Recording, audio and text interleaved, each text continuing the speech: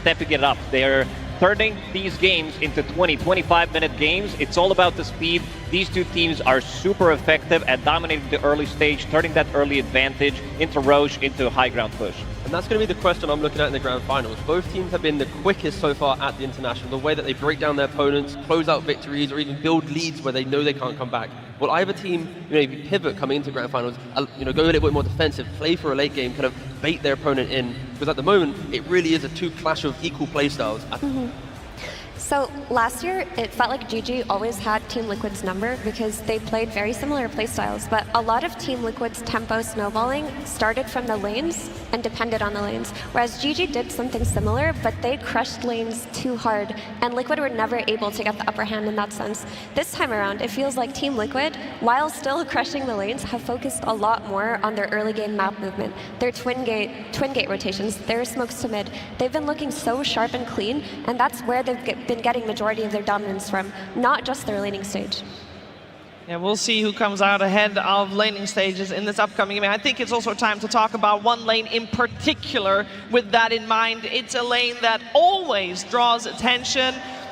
Of course, I'm talking about Quinn versus Nisha in the mid lane. I think Lacoste, this tournament, Nisha has been on fire, one of his best tournaments, if not the best tournament he's ever played. I think we say that pretty much every single tournament where Nisha participates. If we go back to earlier at the start of the year, he did win that 1v1 tournament at BB Dacha. This guy is just a beast. He has been, I would say, the most stable Dota performer of all time. I don't remember last time Nisha had a bad performance in a game where it really matters. And heroes that he does play, he has a pretty large hero pool, and he's always super active. If you look at the KDA stats, he's always going to be pretty much in top 5. This guy is just a beast.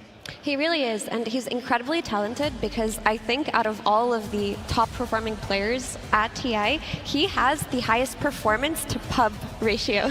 He does not need to be pubbing 24/7 to play at the level that he does, and that really is just pure talent. On that topic too, usually at TI, we have a handful of rampages per year. This year, there's only been one rampage, and it's been by Nisha's Puck versus Extreme Gaming 7 days ago. So he has definitely made his mark here already.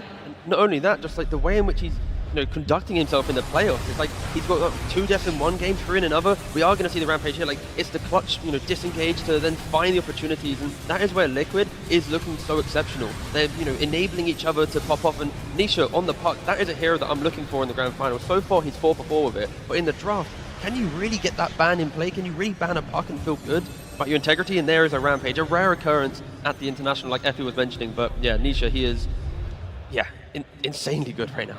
And in top form, it needs to be said.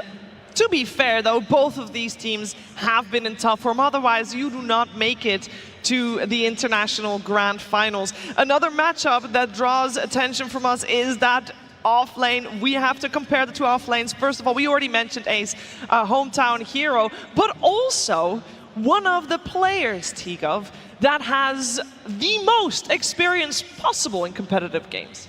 Yeah, so Ace is about to potentially, if this goes to 5 games, he'll hit 2,000 career pro games played. And that's an elite club. There's only 20, 25 players in the world that have got 2,000 pro games. So to think about Ace, he's had such a long career, in and out of the limelight, but right now, on the grand stage, he's just to think, 2,000 games, so many. That is a lot of pro games. 33 still has a little bit of a ways to go, but both offlaners having a strong mark, Effie, on the way that these two teams operate. They really do, and 33 is such a niche style of offlaner in that he has a specific hero pool that he hones to perfection. He is so farm intensive, he hits his timing so fast, and typically any team that plays with 33 plays around his timing, his snowball, his calls. And that's why Team Liquid at the start of the year looked a little bit shaky, because when you're adapting to such a niche offlaner, it does take time to get there. But they finally did. We saw them at the last Riyadh Masters. Some of their games, they were a little bit disjointed. You'd see 33 boots of traveling to a bot lane while the other 4 took a fight on the other side of the map. But as that tournament progressed, they got to the point where they finally connected and they made it to the grand finals there too. 33 is what we call the biggest nerd in Dota in a good way. This guy pretty much experiments with everything. He is the guy who innovates the most.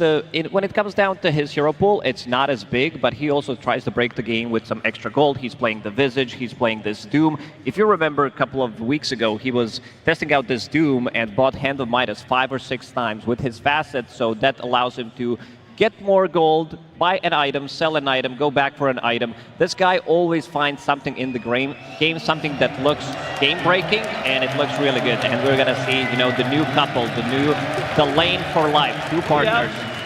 That's awesome. But just on the topic of 33 as well, he is such an asset to a team, not just as a player in terms of his skill level, but in terms of his ideas, what he brings to the table in terms of the draft and the meta. When a new patch comes out, you need players like him on your team that can break the meta, find out what is good fast, and you can see that his ideas have already leaked into the team as well too. I just hope that Gaming coming into this, you know, how one-sided it was in the upper bracket where Liquid put them, you know, Game into lower bracket. We've identified 33, he is the timing type player. In 15, 20 minutes, he always hit his stride. He always has a hero that can progress the map or progress a key fight. If they shut him down, we'll finally see Liquid have to play in a different style than pretty much their entire player front. Like, we're yet to see it. So maybe Gaming, if they can focus on their safe lane, try and punish 33, that's when, you know, the real games will begin. Yeah, I think there's one matchup that we haven't highlighted, I feel like, at all maybe in the last 2 weeks that we've been here. And that is the matchup of the 2 coaches. Because just over 2 years ago, CY joined Gaimin Gladiators, and at that point, because nobody knew who he was. No, he was pretty much not known to the scene, but now we can see why they decided to pick him up, because this guy is way too good. He's bringing so many fresh ideas. And on the other side, you had Blitz, you know, 2019, he's sending out a tweet that Team Liquid, they need a coach. At the time, they were called Alliance. So he's building up a squad. He ends up coaching that squad because the rest of the team wants him to coach it. This guy, too good. And also, Jabs, as an analyst, joins at the end of 2020. Now they have a KP as well. Dota player that has, you know, great achievements throughout his career during the Elite League. They also had Jerex at one time during the coach. So the vibes that I'm getting from Team Liquid is one big happy family that has pretty much everything in their place. Every single time you see those guys on camera, they're pretty much vibing. I think both teams just share the same philosophy, right? Like, Dota's about not only competing, but also, you know, being friends out of the game, ensuring that, you know, you're able to, you know, work on your problems. If there is a problem, you know, back in the day it was, if there's a problem, kick them, get a new guy. Nowadays it's like, you know, how can we work it out? Maybe is it a point of pressure that is being applied to you? How can we sort it out? And I feel like when you look at, like, you know, Celery, Tofu, CY, kind of that kind of gang compared to Blitz, like, they are identical copies of themselves, just 2 different jerseys. Yeah, and on the topic of coaches, it should be noted that CY, the coach of Gaimin Gladiators, is also Danish. So this tournament does mean a lot to him. And that's actually how he got to coaching GG. He was friends with Ace for a long time. Ace vouched for him. He was brought to the team, and it clicked. He focused on leading by example. We would often see him in the lobby, you know, telling his players to go to sleep early, to go to the gym, and he, similarly to Blitz, just wants them to all be able to be friends with each other. If there is a difference between these 2 coaches, though, I would say that CY is a lot more stat-oriented, whereas in Liquid there are people assigned to do that. CY also kind of takes the brunt of the research and the analysis. Yeah, leading by example and growing as a team. I think for both of these squads, that has been the theme over the last years, I should say. This is the last years. That's why we see these 10 players, maybe 12 if you want to call it, or if you want to count all of Team Liquid's entourage as well. It is 2 big families on that stage up against each other in a best-of-5 grand finals. We also have to mention that we have the chance for one of these 12. One of these 12 has a chance to be a repeat champion in 33 Tikov. Yeah, and that's the experience where I think he's going to have to maybe even lead some of the team talks, depending on how Game 1 goes. Like, when they go backstage after Game 1, you're going to lean on 33. Okay, how do we deal with this? How do we react to the, you know, the pressure of the grand finals? Because for these players, to not lift an Aegis already, like, then no one's going to know what this feeling feels like. There's not many players or teams that get to this stage, so I think Liquid might have the slight advantage there. Also, a little bit of a crowd advantage, all these camera shots that we keep showing. I'm seeing a lot of Liquid, banners, but yeah, TI appearances, they have been on their pursuit for the ages for multiple years. Interestingly though, of course, Tofu, Celery, and Doracio only ever played with gaming, hence, again, the camaraderie, sticking together, it helps so much. And to think about that, Quinn, he attended 6 TIs. This guy almost quit, and we would not witness his greatness, because before joining Gaimin Gladiators, he was, talking to him in an interview about it, that, because the results were not there, so he needed something else, some kind of a buff, and that's where the rest of the Gaimin Gladiators kicked in. Yeah, I mean, Quinn had such a long journey in his competitive career where he was so perseverant. He tried and he tried and he tried for those TIs, right? All the way, you go all the way back to FDL, Team Freedom, Quincy Crew, finally Sonics. It felt like as much effort and as much grinding as he was doing, it didn't amount to anything. And he was ready to retire up until he got that offer from Gaimin Gladiators. And imagine if that hadn't happened. Everything would have been so different last year. The whole competitive scene would have been different. So Quinn really should be commended on his perseverance within the scene. 100%, 100%. And we should also highlight two people that we don't really talk too much about, because let's be fair, Nisha and Quinn, they take a lot of the spotlight, that happens with the mid lane. There is one person that for Gaimin Gladiators, when they're winning, it's Quinn doing great. When they're losing, Doracio is the scapegoat every single time, T. Yeah, but that's because Doracio, he likes to be aggressive. He likes to go for the twin gate. He wants to be finding opportunities, taking the fight. And when we look at the overall structure of the team, Ace is a little bit more of a focal point for late game scaling, and Doracio, he has to open up the game somehow sometimes. And so it can hurt them a lot, or it can get them to the grand finals of TI. Yeah. I mean, I think it's a perfect meta for that kind of carry style. First of all, the carry hero pool in these Wind Rangers and these Miranas and these Lunas and these Blink Dagger first DKs, this carry pool is made for hyper-aggressive early game players and not for the typical late game carry.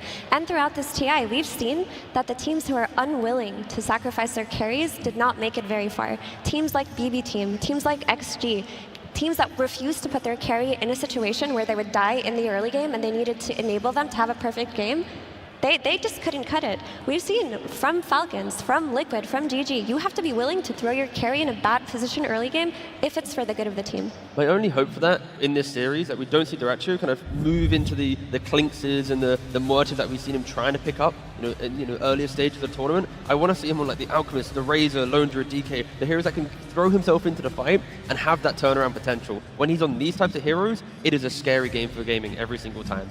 And some of the top 3 safe lane combos that we've seen throughout the tournament, Mirana, Trin Protector, win rate is not there. I don't think we're going to be seeing Mirana played from a carry role anymore. The hero shines from position 4. The big one for me is Luna and Tusk. These are the heroes that kind of are dominating, especially Tusk being the first pick material, having overall pretty much every spell in the game that you need. You have double save, you have roach taking potential, you have extra damage, you also have BKB piercing abilities, block, whatever you need, you have it in Tusk. You really do? If we could walk down memory lane a bit, so we should touch upon the history of these two teams in a grand finals, because something happens to Team Liquid. Something happens to Team Liquid when they play that best of 5, because their history against Gaimin in best of 3s is actually really good. They've beat them multiple times in regular series, but once they get to these 5-game series, it feels like something goes wrong, Shiver. Something goes wrong, but that is when they come from the lower bracket. Potentially, this time will be different. As we mentioned earlier, this is a fresh series, a fresh best of 5, and how it will play out, nobody knows. But it is time to get started with our grand finals.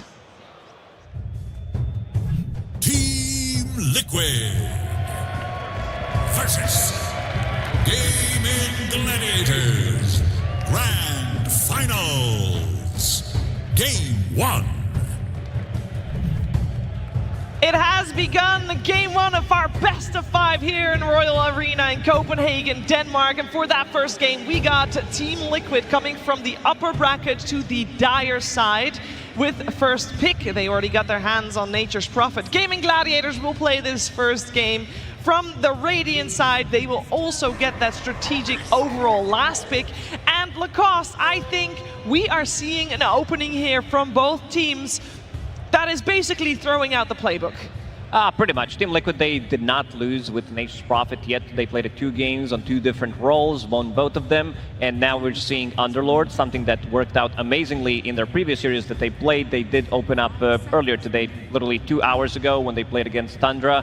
We kind of expected this hero to come out when Gaimin is going to be pushed against the wall, when they're going to be backs against the wall. So Underlord back in action. We saw what they can do in Game 3, going for that Hail Mary play behind the enemy throne and kill it. Also, Nature's Prophet is a hero that is typically counterpicked, or was typically counterpicked throughout the last few months by Dragon Knight. Often teams have reacted to NP with this hero, but yesterday Team Liquid put Gaimin Gladiators in a position where they picked Dragon Knight twice and lost twice. So they're kind of just throwing them the gauntlet here. I dare you to pick Dragon Knight. I dare you to counterpick our Nature's Prophet. Yeah, and the thing here with Nature's Prophet, I like how Gaimin have already made a statement. Nature's Prophet cannot play Dota if in the first 15 minutes you don't take towers. You can fall off and your entire game is built on momentum. So you pick an Underlord in the off lane, Quinn gets an anti-Prophet hero from the mid, and have a really strong safe lane. Now this Nature's Prophet will be a little bit lost in the early moves, looking on other heroes for Liquid to step up and fill that void. But luckily for Liquid, they're so aggressive that the weaknesses of a bad counter pick for the Natures, it will be fixed by other heroes. But something to consider. Yeah, and betting out Enchantress, this hero, we said it a lot of times, but I would say position 5 as well of the tournament, besides Tusk, when it comes down to damage dealing. Win rate, I would say it doesn't do her justice. This hero has been pretty much a turret with the pure damage, and also because you're playing off the Greater Treant, she can easily steal that, use it against you, so very good ban from Liquid.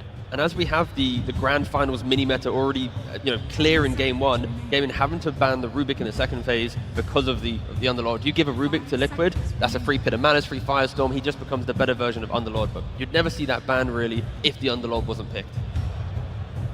Pask is still available. This is the hero that kind of struggles against root mechanics, against leashes, but we've seen in the previous series what he can do, even though playing in a bad matchup. This is just overall one of the best heroes that gives you everything, so I want to see this hero being contested in the second pick phase. Mirana and Omni Knight are also available heroes that haven't gone ignored that much this TI. Mirana is a really great hero that you can build your draft around. Both teams have a good track record playing it, and it amplifies a lot of damage coming out from ranged cores like Furion. I would imagine picking Chen as well kind of increases that hero's value because of the arrow as a counter to his creeps. There is still the Tusk too, which is, again, hard to ignore. They've been playing it mostly on Boxy, where other teams have been running it on position 5 instead. Chen is, in the hands of Celery, one of the best heroes that he can play. You got the Divine Favor for the armor as well in the games and the fights. Like those so many clutch moments. It's the aura from the Chen that he buys, the aura he provides from his spells, the bonus healing. With then any jungle creep he wants to try and influence, it's so hard to deal with. Auras from Underlord, auras from Chen. And it's all about the speed. If you have Underlord plus Chen, that also means that you will have 2 heroes who are going to be buying into auras, so you will hit an earlier timing, but I like this. This is Team Liquid's bread and butter. Tusk that we did mention, plus the Visage, super strong lane. You get that extra gold whenever you get the kill with Visage, up to 210 gold with the Facet. Super speedy draft. It also gives you an overwhelming amount of tower pressure, because now you're looking at Visage plus the auras with his familiars at level 6. You're looking at the Nature's Prophet TP in with the Greater Treant, and I would imagine that Liquid want a hero that can go through the Twin Gate early, get that bottom lane tower with 33's Visage, kick the enemy carry out, and make Gaimin's map smaller. This is where Chen does come into play a little bit, because Chen is also considered a counter pick to Furion, because he can enchant his Greater Treant and take that away. I mean, again, with Chen, the jungle, if you get the Frost Mage, you get the Ice Armor from the jungle creep, you're throwing even more armor into a Tusk and a Nature's Prophet that like to utilize the right-click damage, but still, EK. Strong lane. They're fitting the formula that I mentioned, right? Strong safe lane to try and apply punishment. Off lane that doesn't care about profit. They're taking the fight to Liquid in that laning stage. CK was also one of GG's favorite pairings with Chen at the last tournament, the Riyadh Masters, where they would just throw in CK's body with all of Chen's healing and auras and try to out-pressure the enemies. This hero did fall out of they're so cute. This hero did fall out of meta though because of the meta shifting to the semi-carry range players, but I think within this draft still does a great job. Yeah, and they've not played CK so far at the International, but again, we know that they play it throughout the year, so it shouldn't be a shock to Liquid. I want to see which facet he's going to go for. Phantasmagoria, it does give you damage reduction on CK illusions, but Irrationality, that's the one that has been buffed. You can apply Break, Disarm, or Silence for a 50% of the base debuff duration. So it could be really nice against Visage. This Batrider also very nice against Visage, especially in that early game. You want to kill Visage where he's most susceptible, which is the laning stage. If he has heroes that can go on him, that can reposition him, then that's where you can threaten him the most before he gets his familiars up early, before he starts taking your towers early. So I would hope that this Batrider is being played on Tofu, that he's going to go through the gates and try to get 1 or 2 kills at least on Visage. Now you see the mid lane, the undefeated Puck from Nisha coming in to punish the lack of lockdown. The Batrider and the Chen, if this is your support duo, it's really difficult for them to ever kill off the Puck. Same thing, like Underlord with a root, it's nice, but it's not enough. You always need that +1. Remove Monkey on side of Liquid. This hero is still a bit... Oh, never mind. He's banned. He's banned. This is one of the worst matchups for Pucks. We've seen Gaimin Gladiators kind of own the map 7-8 minutes in. Yeah, I think Quinn in one of those games was godlike. I would like to see Quinn get maybe Earthshaker. I was about to say. I want like a little bit of instant stun. Again, DK, it is available, but that was like the old school. The new school is going for Earthshaker. Instant stun, there's going to be, again, not a lot of treants because it's the only single tree, but with the birds, the tree, the grouping, the natural objective pressure Liquid applies, you're going to have opportunities because Underlord will soak the initiation to get good jumps. The Omni Knight ban would have been such a great hero for Liquid, especially with this Batrider coming out. The need to counter the lasso to make sure your carry Nature's Prophet isn't getting jumped on early on. It gets taken out. Another potential save support that Liquid could run versus the Batrider is Oracle. It is a hero that they enjoy. This is going to be sustained. These fights, nobody's going to die instantly. So many saves coming out from, you know, just Underlord with his auras, buying Chen with his ulti. Everybody has some kind of a lifesteal as well. I don't see any Shiva's buyer or Scotty buyers yet on side of Liquid. Interesting, Gaming opt to ban the Clockwork instead of the Treant Protector. I think Liquid, Treant Protector, Living Armor against the CK, the Overgrowth to kind of secure some additional team fight to ensure your lane goes well for the Nature's Prophet. It could have been pretty cool, but again, Clockwork, a little bit more aggressive for the mid game at least potentially, but yeah, I'm expecting Treant from Liquid here.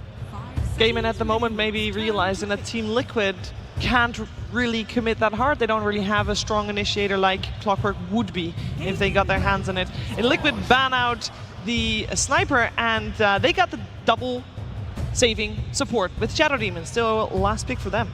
They do. Shadow Demon also functions as an excellent save versus both the Batrider Lasso and the CK Stun. You just disrupt the target he goes on, you just build those stacks up for your Visage in that triangle so that he could hit his timings faster, and it gives you the ability to set up on the map for the Nature's Prophet TP, which is very important. That is what Furion wants to play with, aggressive side lanes so that he can take advantage of his global presence early on. The one thing to add, Shadow Demon against CK, against his innate ability, whenever CK creates an illusion, there's a 50% chance, and their chance also applies to Shadow Demon. So if he uses Disruption, he could create more illusions out of CK. It just helps against the aura as well. When Liquid want to push early on, one cheap aura from the Underlord is now mitigated. When you go on a hero, Shadow Demon can get rid of any of the buffs, so yeah, it helps Liquid secure their first Roshan, get that Aegis, and push forward in 20 minutes. That's what the SD is going to secure. But they had a minute of reserve time for Gaming on this last pick. They now pick up the hero. They go for a Ricky. Ooh, finally! Everybody, Yep. Everybody was playing this hero coming into TI, road to TI. Every single mid player had 7+ games on Ricky. What makes this hero super strong is now with his facet, you get 4.5 extra agi, so you're kind of one-shotting the creep wave, and also with your shard, you don't allow Shadow Demon nor Tusk to be able to get their saves off. And not just that, the facet makes it so you're not just one-shotting creep waves, but the jungle, you clear that so fast because Ricky's abilities are low cooldown. But the biggest factor for Ricky here is his silence, his smoke. He's going to use this to try to kill the puck early game with the defusal plus smoke cloud plus +1 rotation from his team. Puck should always be dead. Also, when you've got 2 save supports, T, like Tusk and Shadow Demon, you need backline control like Ricky provides. And you can't target when you're in the smoke screen if you get a shard. And on top of that, you're going to force Nisha to have to think about a 4-staff or a BKB on the puck. That just sounds awful because every puck player, they want to go for all the damage, the Witch Blades, the Blink, the Kaya, everything other than save. And now he has to think about it. So yeah, Ricky pick, pretty niche. I like it. A lot of cool options and yeah, nice refreshing draft. Gaming bringing out, what, 2 heroes that we didn't see so far at TI in game 1 of the Grand Finals. I love it. I am very curious to see how this first game is going to play out. I am also very curious to hear some words from Coach Blitz, who's on the stage. Thank you very much, Blitz. Welcome to Grand Finals with Team Liquid, where it seems like Gaimin, they still have tricks up their sleeve. Quinn, last pick Ricky mid. What do you think about it? I mean, he's a rat. He only plays these cheese heroes that require 0 skill. He's afraid of playing Nisha straight up 1v1, so he's going to do some stuff like this all the time. I understand it. It's all good. I'd do the same if I was playing Nisha. I see. So it's a cowardice strategy, perhaps. And also, I was hoping to get some questions about your fashion choices. I see all the other coaches, they go into their jerseys, they have their specific uniforms, but you come out looking nice. I like it. What's the reasoning? I think it's important to look your best before you bury somebody.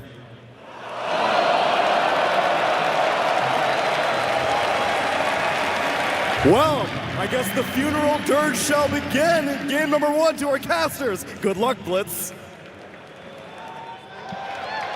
Copenhagen, are you ready?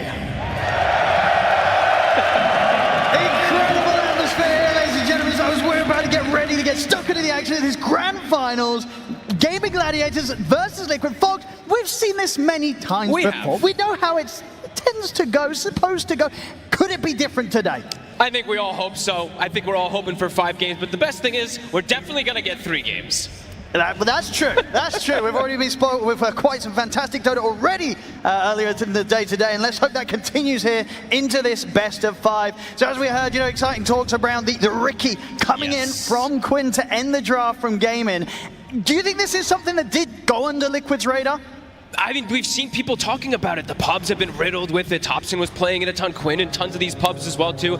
There's just a lot of heroes that you have to think about, and it is Grand Final, so this becomes its own mini meta. So things are gonna come out that you maybe didn't expect fully, but we'll see if it ends up working, because you can tell why they wanted it. Panel talked about it, the anti-saves, the silence versus the puck and stuff like that. So yeah, let's see what ends up going down and how these matchups end up going. I haven't seen a Ricky versus puck matchup in a long time, if not ever. It's going to be exciting to see what Quinn can pull off, especially as we saw in some of the replays earlier being shown from Nisha this tournament on his puck. He has had some insane showings. Let's see if he's going to be on the way to get some more of those rampages that we know he's able to pull out on this hero. Overall, though, do you have a preference with the style that either of the teams have decided to pull out here in this first game of the best of 5? Liquid's gone more for just a standard at this tournament, right? I feel like Gaming, they've clearly gone a little bit different. Yes, 3 of the heroes look very, very normal, but the CK and the Ricky are a bit of that oddball out, at least currently in this meta. So we'll see what Dyrachyo in particular wants to do with this, because what I'm looking at with this lane is that they're just trying to sustain versus this damage that comes out from this Visage and this Tusk that can be very, very oppressive. They've got tons of sustain with Divine Favor, they'll be able to mana burn, and of course CK just has built-in sustain from that Chaos Strike. I mean, how much does that sort of mess with Liquid's game plan if Liquid's duo lane down here isn't necessarily able to find early kills? I probably messes with it a decent amount because that's the way they've played with 33, just looking for constant kills, but Liquid is not afraid to break 33 out of this lane. I've seen him roaming at like the 6-minute mark as this Visage, and it ends up working out a lot of times. So it's all going to come down if they can get those type of trade kills or not. It feels like it could be difficult for them to pressure this lane down bottom, but they are taking care of that Satyr. So that's the second time now Celery has put the Satyr, the one that burns the mana, the Mind Steal, I believe it's called, and it killed it twice. So that's actually huge because it reduces that mana. Also, it gives that extra mana to Dyrachyo too. So it's good that they're able to clear that one out to at least try to apply some pressure onto this CK. Yeah, mid lane, Quinn is giving it to Nisha. He certainly is getting a fair few denies, and of course already in this Ricky versus Puck matchup. Now in with the trick of the trade, he's going to find the first blood. Well, I said I don't know if Liquid expected this Ricky to come out, and I don't know if Nisha was prepared to play this matchup, or at least expected something like that to come out from him. Quinn just jumps in and kills him off first. After already decimating in the laning phase too, the first 2-3 waves, 10 and 4 on this Ricky. You heard it from Blitz. Quinn likes to play these little bit of cheesy heroes in a way, but this one, at least in the first few waves, it's gonna be great. And you can see, we talked about the reasons why they want it later on. So if he's off to a good start, can be a very dangerous hero. Absolutely, he's going to be just such a nuisance for every single one of Liquid's heroes if Quinn does start to ball out of control. Honestly, all of them, a lot of them do really suffer. What do you do? Yeah, what do you do? There's Ricky sneaking around, jumping on top of you, slamming down a smoke screen and killing you off with this incredible amount of damage with the tricks of trade. Yeah, Quinn gets his first item at a quick timing. Liquid, they've got some serious problems they're going to have to start answering. Absolutely, but they do have strong lane up top in particular. Mickey, they do have great ways to rotate around the map and pressure everywhere too, so should be able to react to just, if he's able to sneak into these back lines, it's going to disrupt a lot of these potential saves that come out either from Boxy and from Insania. Now looking at the top lane so far, Mickey's farm, perfectly fine. Obviously, Gaimin Gladiator is getting the Ace Underlord in. We saw how incredible Ace is on this hero and just how much this hero offers, right? In that crazy game we had earlier, this can absolutely be the hero that it's that crucial part to just get you the win, get on top of the Ancient, end the game. There's so much you can do with it, and Ace, he knows how to do everything with it. Yeah, it matches mobility as well too, which is really, really nice versus something like Nature's Prophet when the game starts getting to these type of moves that are happening all over the map. So yeah, it's definitely obviously their bread and butter, and they've moved up that priority so much, just first picking it now. And they're not afraid to do so whatsoever. On the other side of the map, Dracho still continuing to have very little pressure applied to him because of the nature of the setup that Gaimin Gladiators went with this duo lane. Is definitely playing out, as you'd imagine, just consistently staying at full HP and finding opportunities to get a little bit aggressive themselves. They're in on a 33. Going to try and hide in the trees. Another nuke. Going to be the block off there from Boxy. He's able to present himself, make sure the Celery and Dracho cannot continue to chase. Maybe if they can turn and try and take down Celery in return, another Solar Subject comes in. It's enough burst. Liquid. Nicely done, Boxy. Giving it to Dracho too.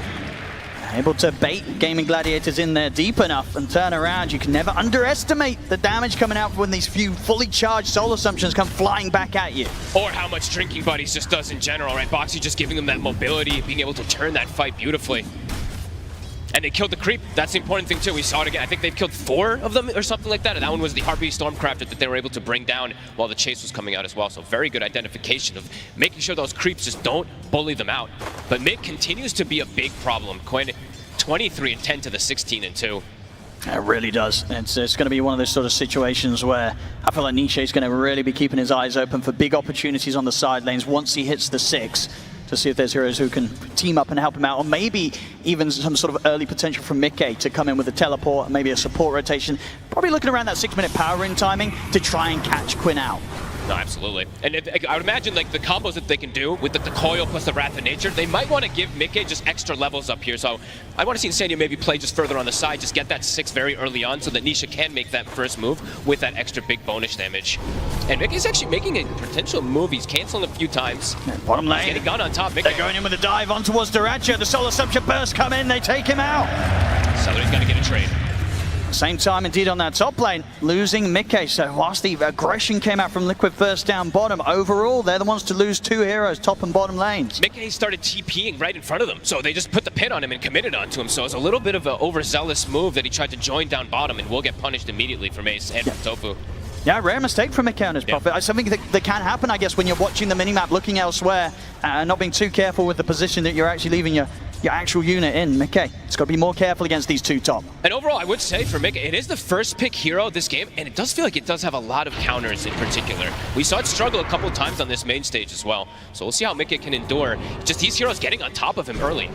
Boxy trying to bring Nisha over to help them close the gap on towards Quinn. They come in with a TP from Mickey. This is the move you expect to see here at the 6-minute. Trying to punish the Ricky. Quinn, he'll jump over to the creep wave. The Soul Central will be dodged with that movement, but the snowball connects. They bring Quinn down. It takes a lot. It takes what, 2 sentries, a dust, and a commitment from the Nature's Prophet. That is a lot to get this Ricky down, but a move that maybe was necessary to slow him down. On top lane, Nisha come in with a rotation, see if they can pick something more out of this early action. Liquid face down on towards Tofu, but to deal with the orb missing, Tofu's going to opt for the TP out. There's nothing to stop it. So Liquid, they won't find anything more. Just trying to get involved though as much as possible. Get these early moves to just slow down the Ricky who's having that amazing start. But yeah, a lot committed. Literally 2 sentries plus a dust plus an extra rotation. And now Celery, he's felt the option to be able to actually move top and potentially play around Ace here.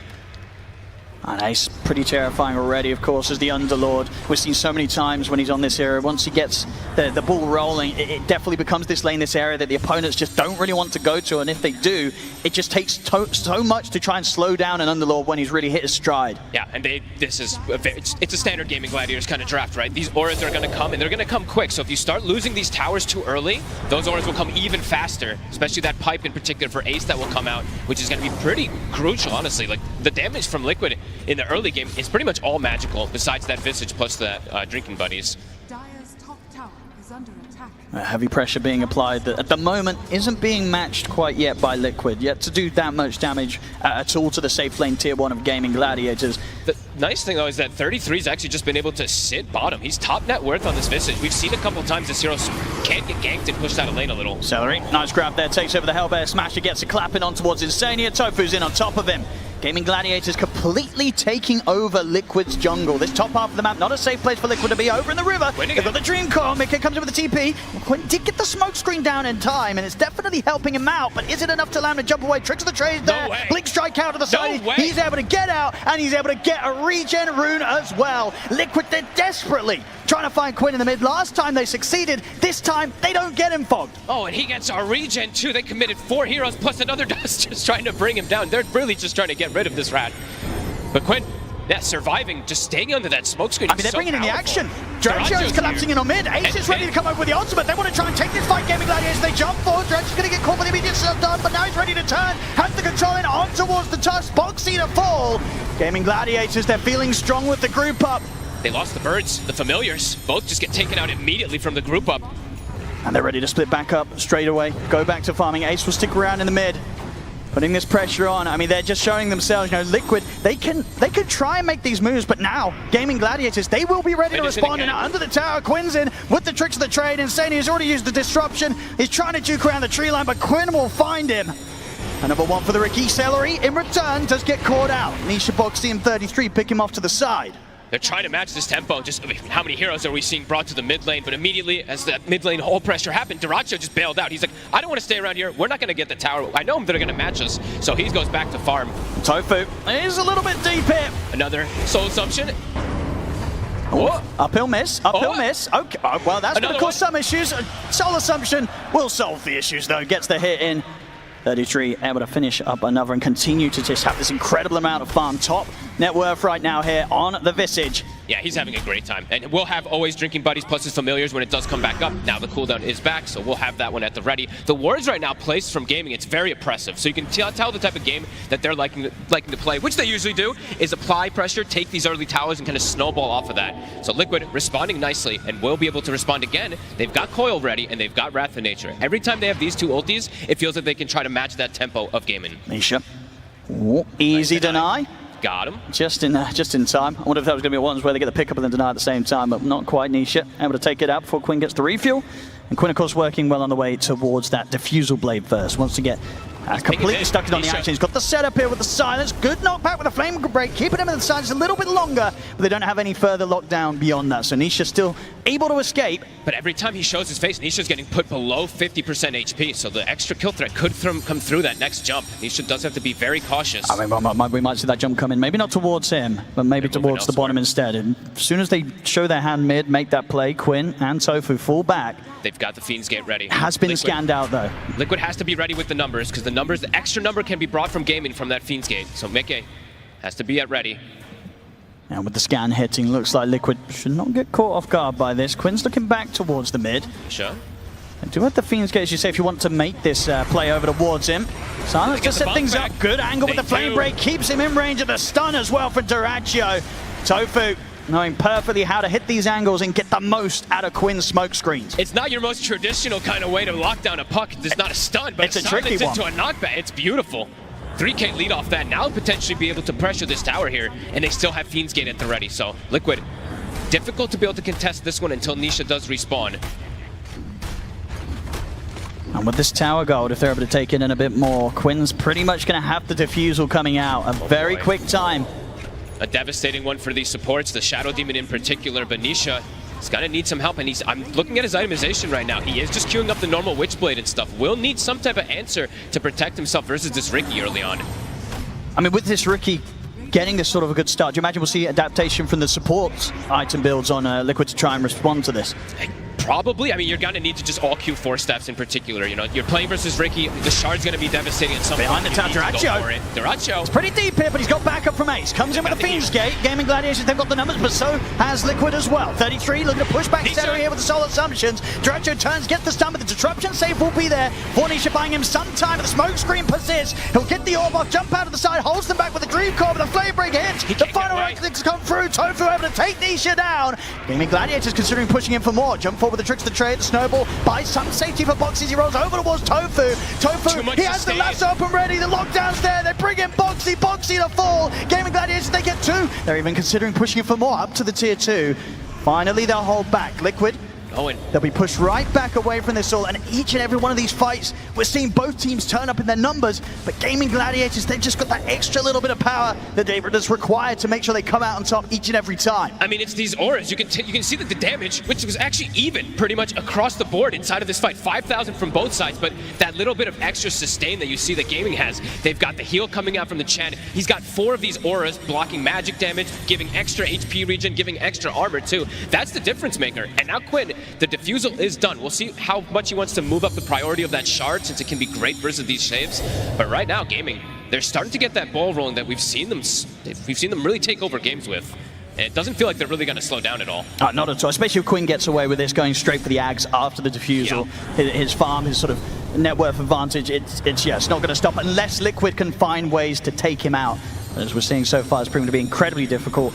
And yeah, with the addition of Ace now having the Crimson Guard, things are really coming together for Gaimin Gladiators in the way you can only imagine they plan for when they look to try and strike hard at Liquid in this game 1 with this first draft. And especially with like a Riki pick, you know, their idea, and I think a good idea versus Liquid would be shut down Nisha in a lot of these games. That is exactly what they've done so far. And yeah, difficult to see how Nisha can be protected unless they fully play around him, but he needs this protection. He cannot go down at the start of the fight. They need multiple different orbs, multiple different silences to come in.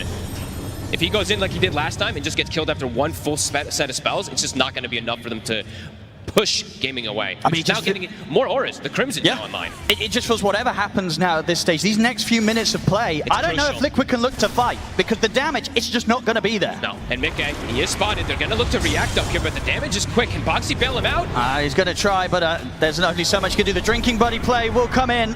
It's not going to save him, though. Mickey still to fall. Ace comes over with the Fiend's Gate. They're ready to punish Boxy as well. As Boxy, nobody here to help him out. As Gaimin Gladiators, they're making it look pretty easy now, picking up kills, picking up objectives. They're playing too fast, and Liquid, they're not prepared for it, Owen. They're TPing to react, but by the time that they TP and react, it feels like it's too late. They have to be there at least with one of those extra heroes to bail someone out first. Gaimin now gets a tier 2 at the 15-minute mark. This is crazy. And those auras, they're gonna, as we said, start accelerating very fast. Celery, I believe the Solar Crest is done. They've got Crimson, and Pipe is soon gonna be on the horizon for Ace. Liquid, they only really have that Boots of the Bearing at the moment on 33, so not really that much damage mitigation coming out for them versus what is heavy damage from Gaming and heavy damage mitigation. I mean, that's the thing, right? Even if Liquid land their spells, what sort of combo is there that they have right now that gets even close to threatening Gaimin Gladiators in a 5v5? It's just got to catch heroes isolated really for the most part, but yeah, they're starting to get very tanky. Even Quinn, without having auras, he's sitting at close to 1500 HP on a Riki when he's on those strength treads.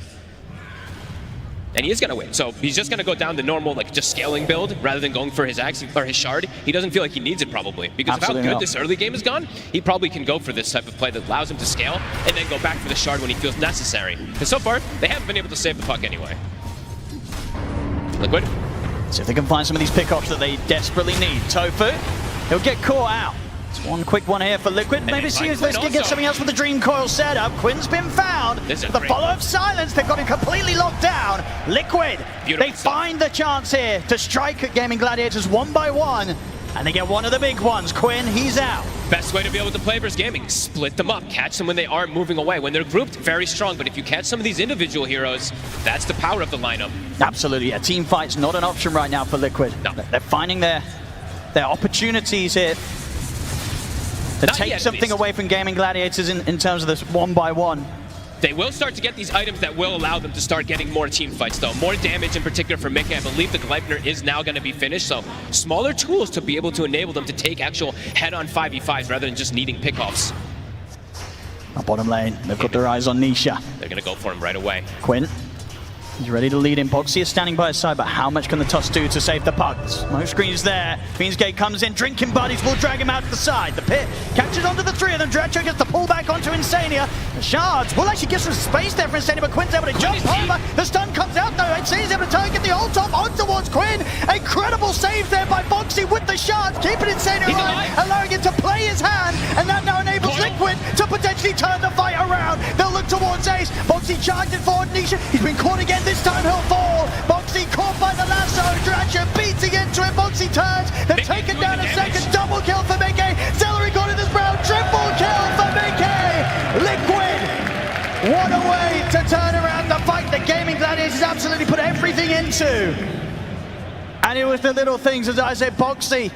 A fantastic angle with the shards, giving Insania just that little bit of movement, little bit of space to get out, to be able to turn, survive, get the demonic purge off. They were prepared for that fight. That's the important thing. They didn't have to TP every single hero. They had Boxy in position for the initial go. I can't believe Quinn lives, by the way. He actually dodged demonic purge with his tricks of the trade there. So that's the only reason he actually survives in it instead of losing 4 heroes. Liquid, the numbers were there. They were super prepared. Crazy stuff. I mean, now the goal difference is flickering between the two of them. The exact fight that Liquid needed to find to take away that lead. Gaimin Gladiators was starting to build. It's so much gold that they can get if they're able to just get Mickey getting to this turret kind of position, and 33 able to just shoot, what, 5, 6 soul assumptions? So he got a ton of bonus gold as well. And they brought it down to even. And now starting to accrue these items, these auras, and these items to protect the supports. Now they're ready to go. They're not scared of a team fight no more, Liquid, after that. Quinn is scouting them to dust. And straight into the high ground. A little awkward here now. Gaimin Gladiators is looking back at them. He's got a lasso in 2 seconds here. Tofu's tempted to go see if he can get any sort of catch off to the side of the Fiendsgate. It's coming in. Duracho just completely caught alone there.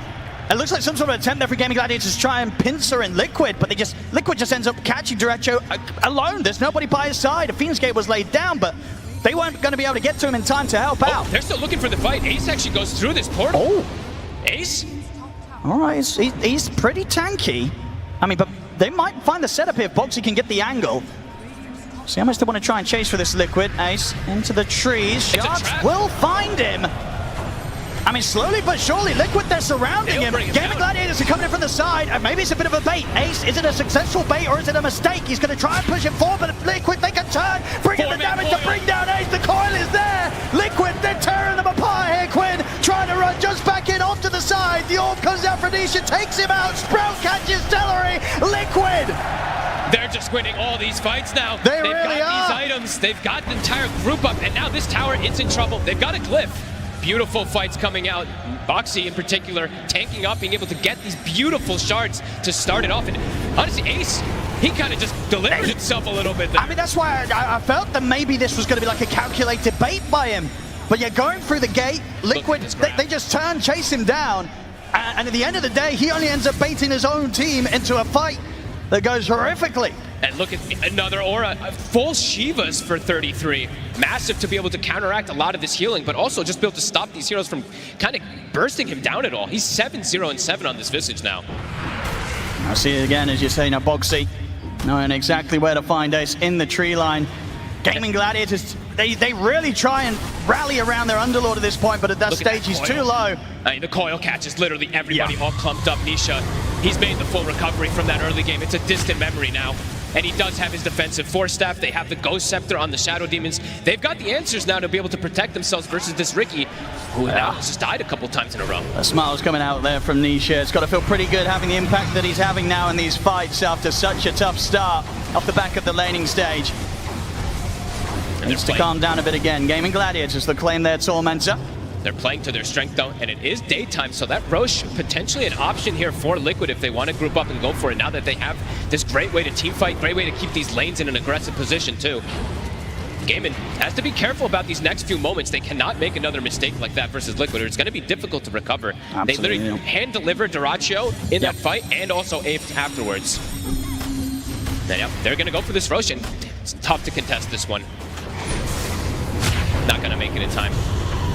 Smoke coming out from Gaimin Gladiators. They're going to look to try and swing across towards the mid, but indeed with the movements from Nisha over towards Roshan and the rest of his team, unlikely that they actually get a catch here.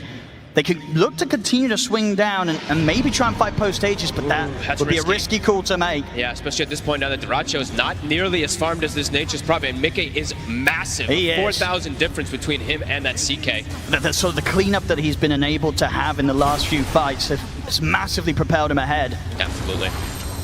And also, I mean, Quinn, he does have his Aghanims finished, but that shard has been delayed a lot. We saw a couple saves come out that he maybe could have gone down the route of going for it, so could maybe have been an error that he wanted to go for this type of scaling rather than just being able to match the pressure of Liquid not having that shard to stop these saves. And Liquid now, with this momentum, they're onto high ground. These towers drop very fast. There's no glyph. Well, let's see how much they can push it. They've got the Aegis ready, of course, and Mickey's ready to frontline. Gladiators, they have got lasso potential to try and punish overextensions.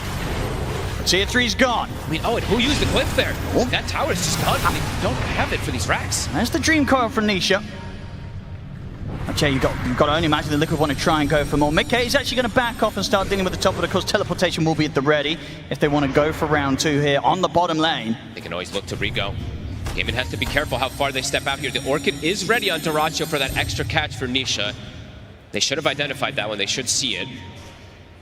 But they do have multiple ways to bail Nisha out if he does get caught even from one of these extra silences. Yeah, Gaimin trapped in their base with 5 for a second there. You see that gold start to quickly swing even more. Mickey's just going to keep growing, and the CK's not be able to get outside the map in a similar fashion.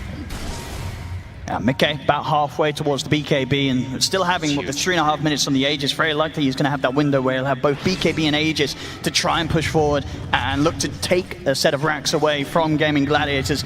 And Liquid playing it very smart. They're just sweeping across toward the map, not giving them an opportunity to look for this Nature's Prophet to find some type of kill. Quinn now will have that shard finished, so that extra minus armor, the prevention of any of these saves that can come out on that smokescreen target, maybe Gaimin's going to look to make a move off of that. If they can lasso somebody, catch them inside of that one, they could get some type of these kills if they find Liquid a bit split up here.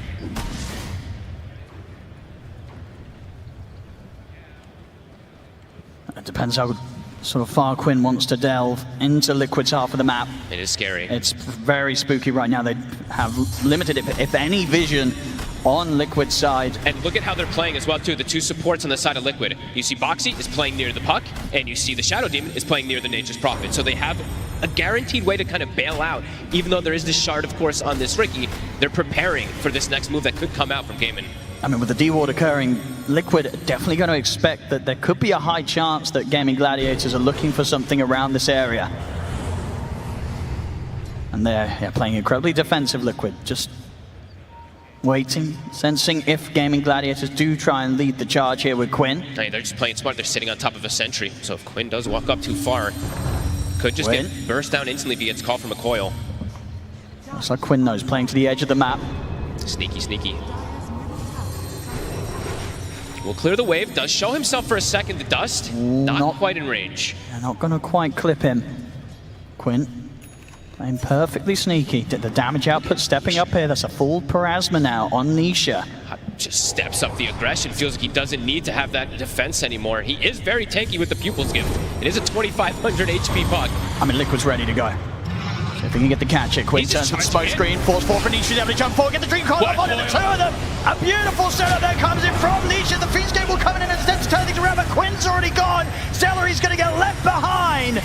Gaimin Gladiators cannot fight Liquid right now.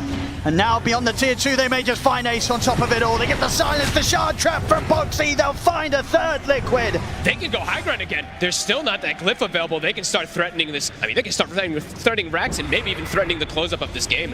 Gaimin, they cannot contest this group up. This is going to be such a strong push. A minute left on the Aegis. A full BKB coming out from Mickey. And these racks are dead. The birds plus this tree, it just dies in a heartbeat.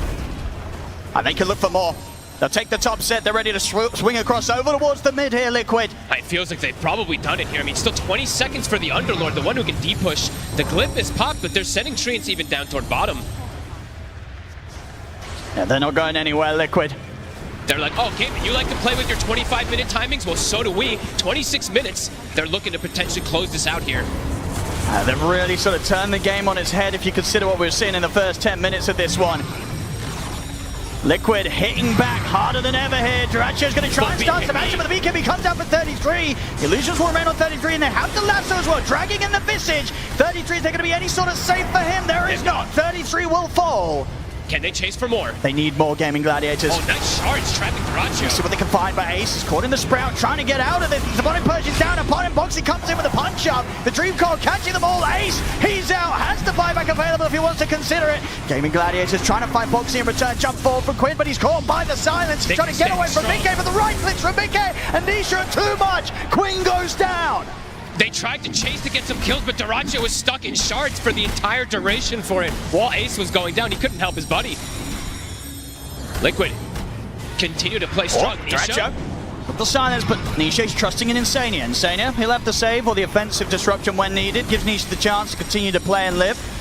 The orb comes in. In fact, Nisha, he jumps in. He's got no fear right now. Mickey steps forward, gets the drag back here. Duraccio, he turns towards Mickey, going to catch on to Mickey. Mickey's getting torn apart by the illusion. Mickey's dead. Duraccio will fall in return. Nisha. The buyback's going to come out from Quinn. Gaimin Gladiators and Quinn, he knows he's got to look for whatever chance he can to punish back onto Liquid. Tries to make the jump over towards this, but Mickey also in with the buyback. The smoke screen's down. Quinn, he fought back for this. He's out for 75 seconds. They're looking to end it, Owen. The buyback from Mickey. Quinn's gone. This is likely Megas. Can Ace hold on to it? They've got a buyback from Duraccio. Liquid, will they respect that? I mean, that's the question. How confident do Liquid play? Yes, they know there's no Quinn for a minute. It's 5v4. How much can they take?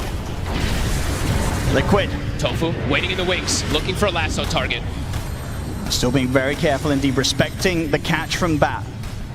It's just tough because the double saves. Mickey, he's at the ready. His BKB's up in 4 seconds. So the mid-rack's gone. Liquid. Final set. I'll tick off another objective, and they're ready to keep it going. 30 seconds, they know there's no Quinn. It dies so fast. They gotta look to go on the side of game, and they can't just watch these racks go to Megas. Tofu is gonna try with the grab, but the disruption comes in immediately. They try desperately. Gaimin Gladiators here to fight for this fight. The hand of gold comes out, but it won't save Ace. Ace, he's out. He has buyback available. Duraccio tries to sneak back to the safety of the fountain. He'll get back. But the racks are gone. Liquid, they've claimed the Mega Creeps. 29 minutes Megas. Good luck coming back from that one versus this type of lineup, and I don't think Liquid's going to look to get out of the base. They still got 30 seconds to keep the push going. They know that they can get so much done here. They call it. Oh, they do. GG is called. Liquid. I mean, what a phenomenal game one. Considering what happened in the opening moments and in some of those lanes. When they started to turn it, Liquid, there was no looking back, folks. I think they really started to identify quite quickly, I mean, it was pretty much all around that bottom fight, that they needed to just have the numbers at the ready. When they started TP reacting with multiple heroes, that's when it was a bit of a problem, because Gaimin was getting these number advantages. But that time, they had Boxy. You see the man on your screen right there? I gotta say, yeah. The Drinking Buddies pulls, resets the fight, and then the dive. You can see Gaimin trying to push forward for it, but multiple different saves coming out from him with the snowballs, Drinking Buddies, shards, etc. That was beautiful for Liquid. Hey, incredible stuff across the board. Boxy and Insania with the saves. In a game against a Ricky that was getting kind of out of control those opening minutes, it didn't matter. They still found the chance to get these incredible saves occurring. The damage out from 33 and Mickey and Nisha making quite the comeback story that game on his puck. What a game one. Liquid